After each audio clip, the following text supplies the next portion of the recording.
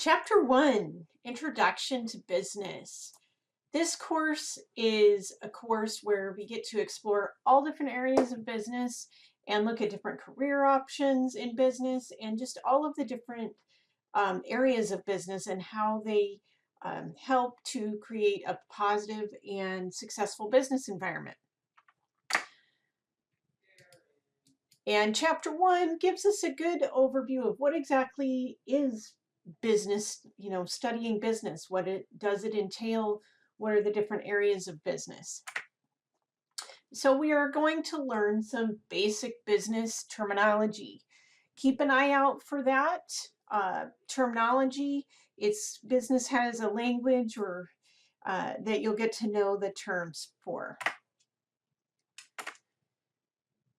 We're also going to talk about who are the main participants and activities of businesses. There's managers or employees, there's marketing activities, selling, all kinds of different activities and participants.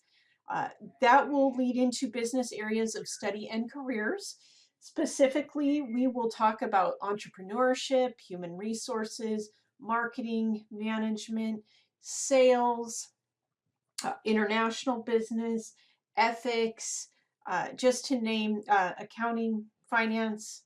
Yeah, just to name a few areas of study and careers we will talk about in this course.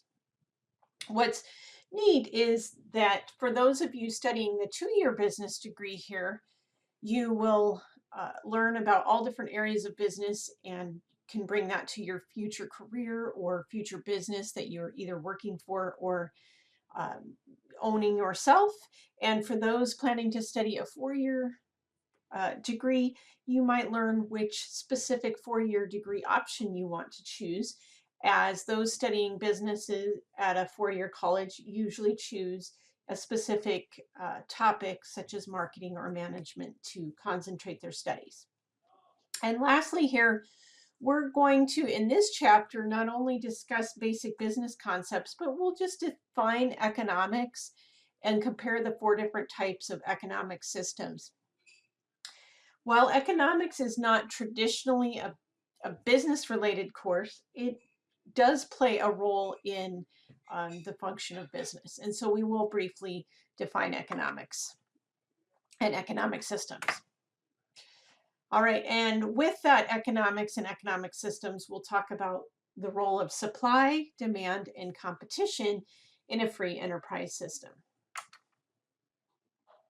and why and how the health of the economy is measured. For those of you wondering, the role of supply, demand, and competition in a free enterprise system tends to be the study of microeconomics, which is Econ 201. And why and how the health of economy is measured is usually covered in macroeconomics, Econ 202. Many of you will have to take one or both of those courses in your studies. We will just briefly introduce economics in this chapter. All right, what's the whole purpose of business? Technically, the purpose of business is to earn profits for the stakeholders, and they do that by providing products that satisfy people's needs, thus why people purchase the products and are willing to pay for them. Products can include tangible goods. Those are things that have a physical existence that you can touch and feel, such as a car, phone, clothes. It could also include services, a massage, getting your nails done, oil change, cleaning your house. Even a movie is considered a service, or it could even be an idea. Something such as financial planning or life coaching could fall under that as well. So all of those could be considered a product that you could use in a business. All right. People and activities of business. So now we've talked about the products. Who are the people and activities of business? We've got management. That's kind of a general term, but management involves the functions of planning, organizing, leading, and controlling. Your general manager is going to plan all kinds of things, the planning of how many staff to have on duty, how to produce the product, and they're going to be organizing, leading, and controlling the functions of the business as well. All right, another activity of business is marketing. That's getting the word out about your product, and you want to satisfy your customers, and your marketing should target satisfying those customers and how that product can do that. Finance and accounting.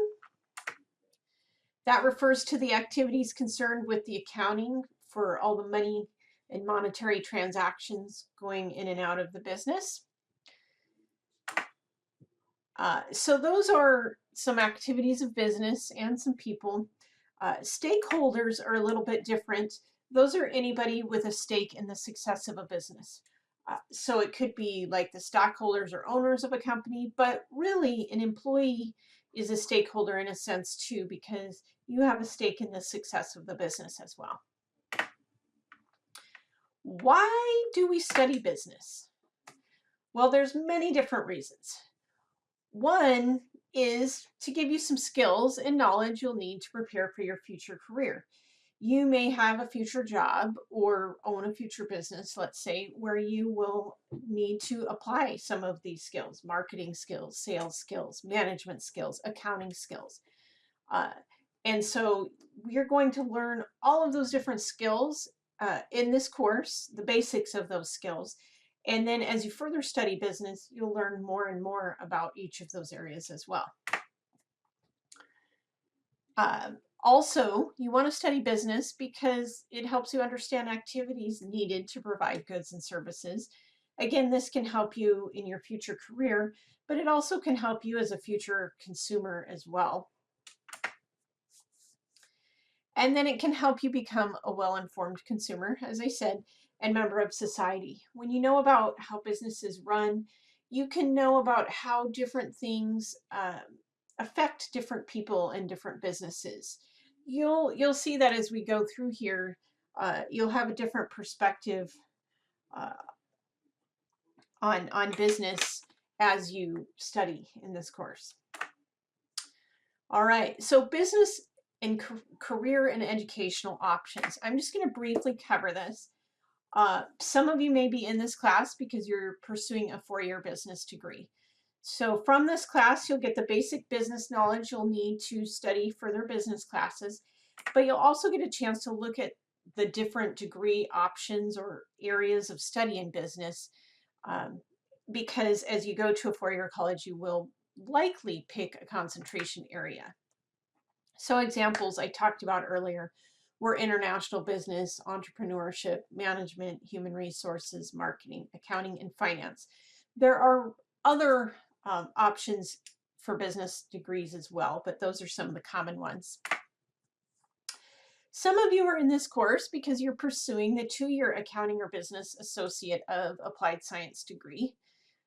In that degree, you get a chance to learn all sorts of business and accounting skills. Actually, in both of the degree options, the accounting degree option has a few more accounting classes. Business option has a couple more business classes.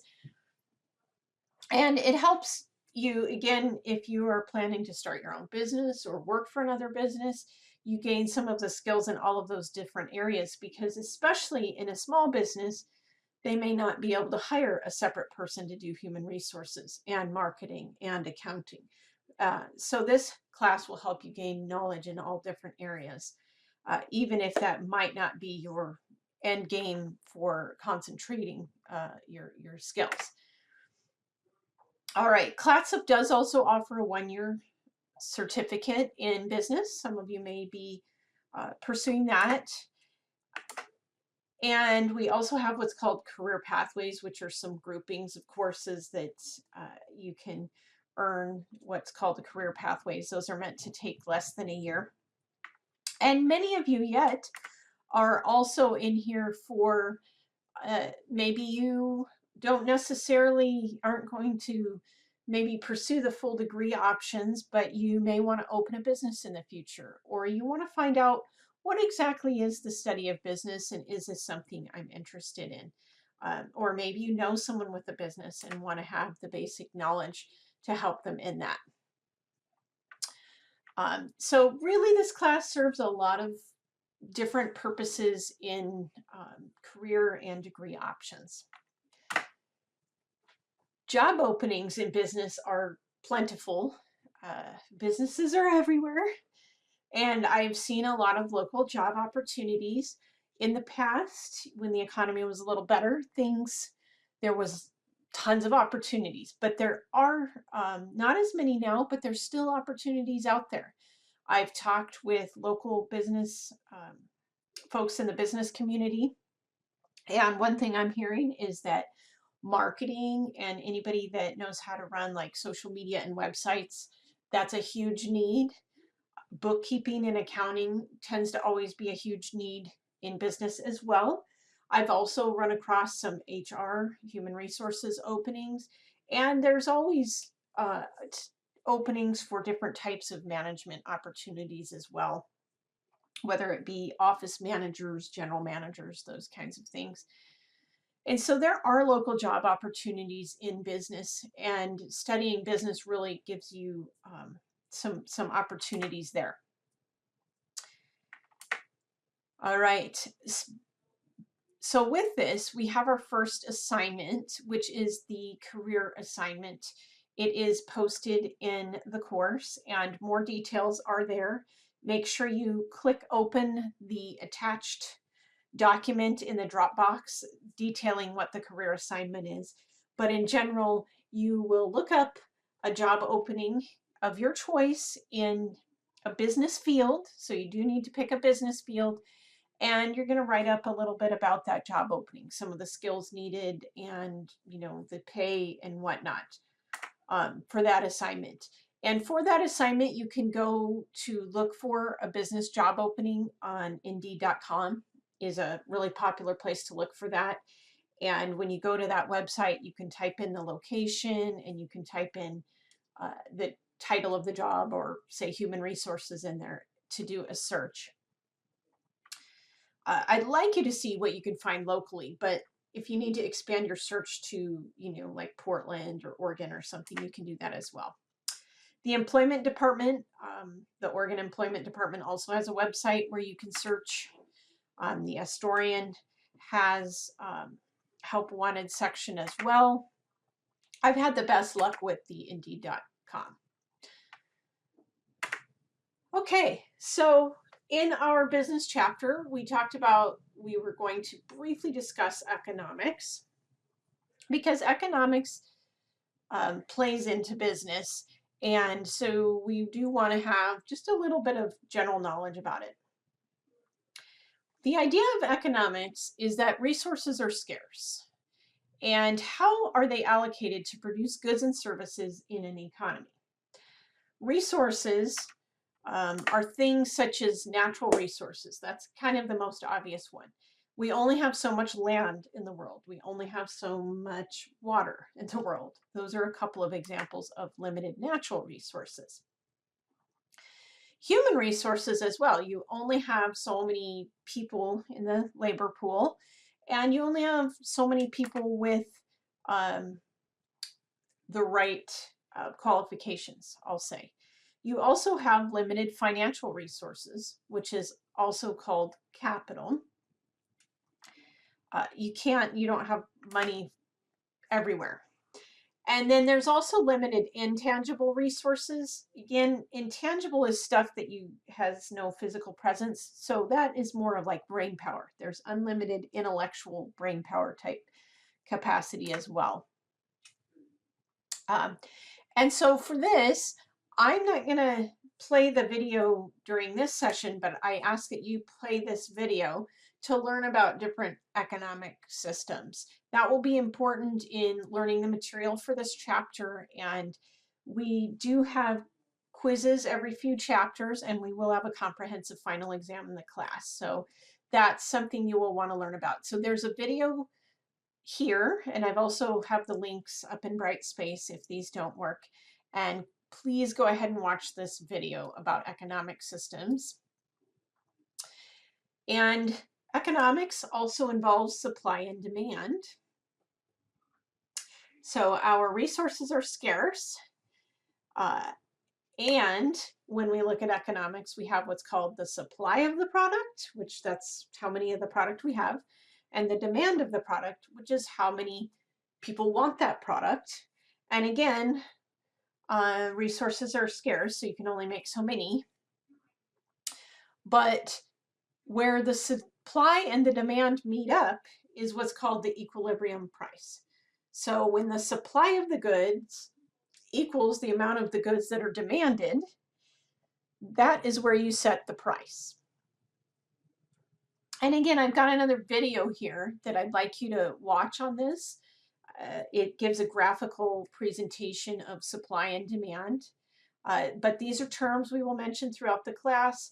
And, equilibrium price, that's ideally, that's where you're going to set your price for a product, is where that supply meets that demand. If you set the price at a different place, you're either going to have not enough product because the demand is more than the supply, or you're going to have less demand than the supply and you're going to have an overage of your product. Here's a graphical presentation here. You can kind of see what I was talking about with the supply. They have rugs here. As the price goes up here, we're willing to supply more, of course. And then the demand goes down, though, however, as the price goes up. And where they meet up is our equilibrium price. So here we would want to charge approximately $500, and we would be making 4 handmade rugs according to this. All right, so to finish up our discussion here, I'm just going to talk about a quick solve the dilemma situation here and just give you some things to think about in regards to everything we've talked about, especially with supply and demand. We have a company that produces specialty pies and sells them in local supermarkets and family restaurants. In each of the first 6 months, 2,000 pies were selling for $4.50 each, netting a $1.50 profit per pie. However, we had problems keeping up with demand. They were great pies. They were selling a lot faster than we thought. Maybe it was the $4.50 each people thought was a deal. Whatever it was, we could not provide enough pies. So to meet demand, we could expand our operations to make more pies. But in order to do that, we would likely have to borrow money, increase our staff, maybe get a bigger facility. But if we were to do that, we could potentially increase our sales to 8,000 pies per month, and profit would go up to 12,000 per month. Okay, that's one scenario you could look at.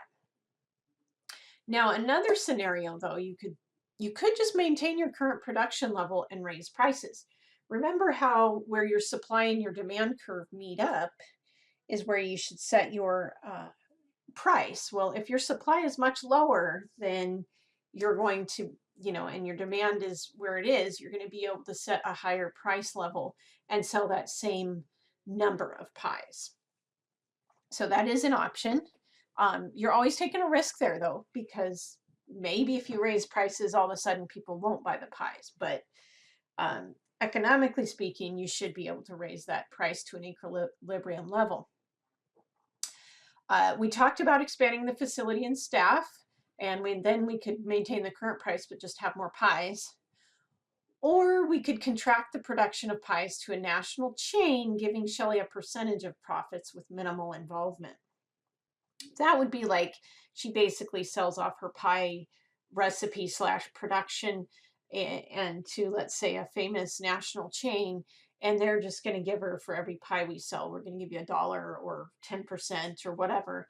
And she pretty much loses her, business that way. She's going to earn money, but she's no longer in control of the business. Under each of those options, you can kind of think about what you would do. Under each of them, the first option there, you're kind of keeping things small. Maybe you just want to have your small mom and pop shop, doing your current production level. And hey, if you can raise prices a little, maybe you can make a little more money. With option B, Or the second one, it's a lot more risky because you're going to have to put in money to expand your facility, and you're going to make all these pies. And what if all of a sudden, there wasn't that much demand, or it ends up that, the cost of expanding didn't outweigh the extra pies you're going to sell. So that's something to think about there. Or, potentially, do you have the capital needed to expand that facility? And then our third option here, this is a great option if you wanted to get out of it and still be making money off of it, and then maybe you can open a new business or get a job somewhere else, but you're still getting a percentage of these profits with very minimal involvement. But again, it's no longer kind of your baby anymore. You've sold it off. So just some things to think about. And I already kind of explained here and demonstrated the relationship between supply and demand for the pies. What challenges does she face? We talked about that. You need capital to expand. The first option, if you increase the price, maybe that all of a sudden people wouldn't buy as many of the pies. What would you do? This is a tough one. I'm not 100% sure. I think it depends on where I was at in life. I might consider the third option and, be able to then move on to another project. But if this was, let's say, your grandma's recipe, and this is what your passion was making these pies, you may want to stay with option 1 or 2.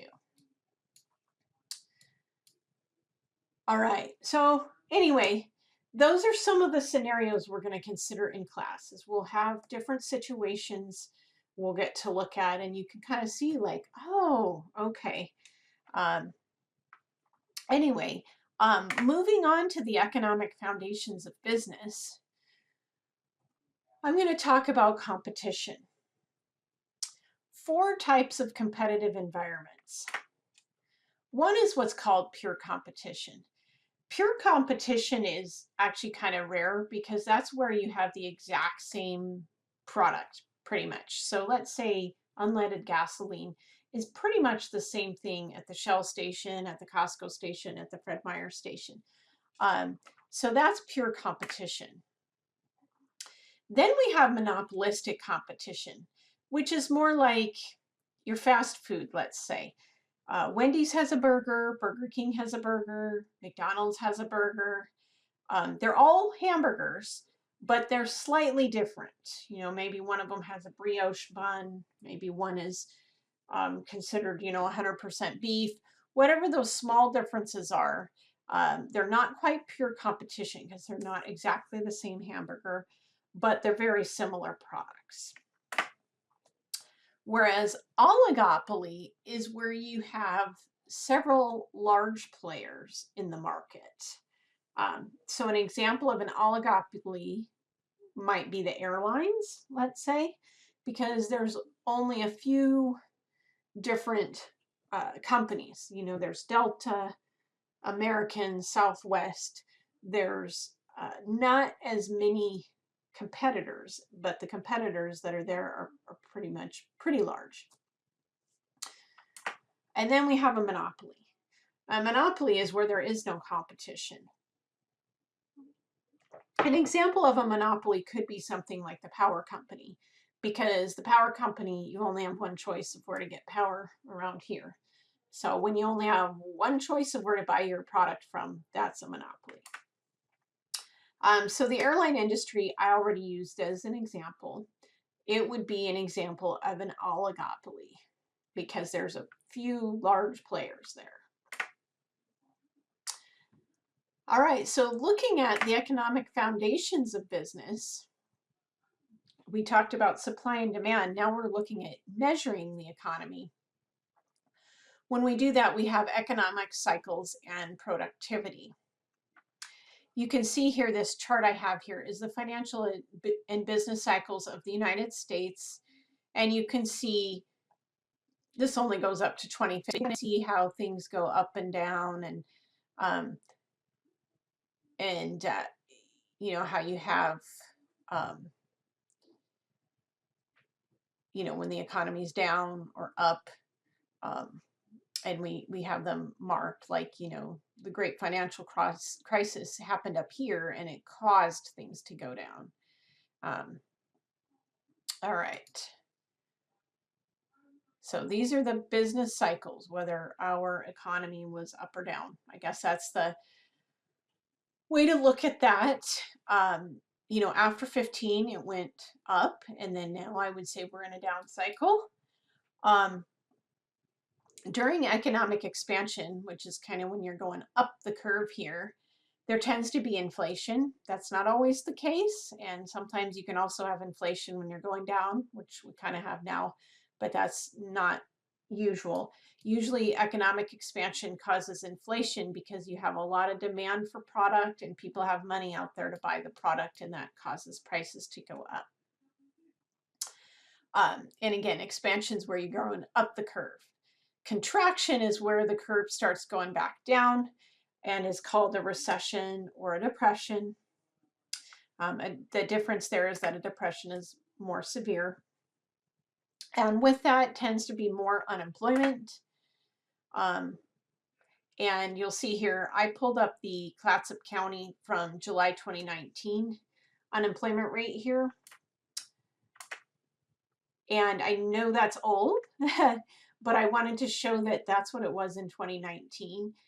What it is now is it's been changing so quickly that it's really hard to even get a true measure of it right now. So I went ahead and kept up the 2019 measures here. But if you're curious, you'll probably want to go ahead and look up the numbers here, and I've got some links that you can look at, and you can kind of see if you have the more current. So let's see here. It looks like October 2020, the national unemployment rate was 6.9%, and it shows actually Oregon at 6.9% as well. All right. So anyway, that is a measure of economic productivity, is unemployment, inflation. Those are a couple of different measures. Again, I kept these 2019 ones up there because you can see they were quite low. I just looked up an October rate of 6.9, but again, you could look it up for November or December and it could be totally different. With the way things are right now, it's really hard to get a consistent figure there. But do follow some of those links for some of that data. All right, here is from your text. So again, it's not as current, but again, the current rates are just all over the map right now, so it's really hard to use them for comparison. Okay, so here we have back in 30s, this would have been the Depression or around in there. You can see the unemployment rate was really high, and then you can kind of see it stabilizing between 4 and 6% pretty much. And then we had a little spike here in about the 1980 range. Then it went way down in 2000. And then it went back up. 9/11 was a time frame that kind of caused some higher unemployment, and then you can kind of see we've steadily decreased. And then even in 2018-19 would have been a decrease, and then if we were to continue this, 2020 then would spike up. Okay, here's just an interesting, this is what's cool about macroeconomics. There's just ways you can look and compare economies, and this is just kind of an interesting measure here. And this is the individual income tax statistics by income group. You can see the percentage of returns filed of those that make under 15,000 is about 25% of returns. And then we've broken down the blue bars, you can kind of see. So those making above 250,000 are only about 4% of the returns. And of those returns, it shows the percentage of income tax paid. it makes sense that those making under 15,000 would not be paying a lot of the income tax. And then obviously those making higher, our tax rate is a percentage of your income, so that's going to be much higher. But this is interesting to look at because it does show you that it is the higher wage earners, especially this 250 and above, that are paying the largest portion of tax. Almost 50% of the tax is coming from folks in that income group. And what to me is surprising is it seems almost like this 200 to 249. I don't know, maybe it's just an interesting, I guess it's only a $50,000 breakout. That's why that one's smaller. Anyway, if you take macroeconomics, which is Econ 202, you'll get to learn a lot more of these different measures. And I'm going to end this chapter with, in a way, an introduction to chapter 2, because chapter 2 discusses ethics and social responsibility. But those are the ideas that while businesses' goal is to earn a profit, they do also need to promote public confidence in corporate America. And that's going to be done by fostering a culture of business ethics and encouraging socially responsible behavior within their business. And we will discuss this in chapter 2. A big part of this is pushing for diversity in the workplace and enhancing a company's reputation, but while also, continuing to remain profitable. All right, and that will introduce us to next chapter. This covers us for chapter 1. Thank you for joining.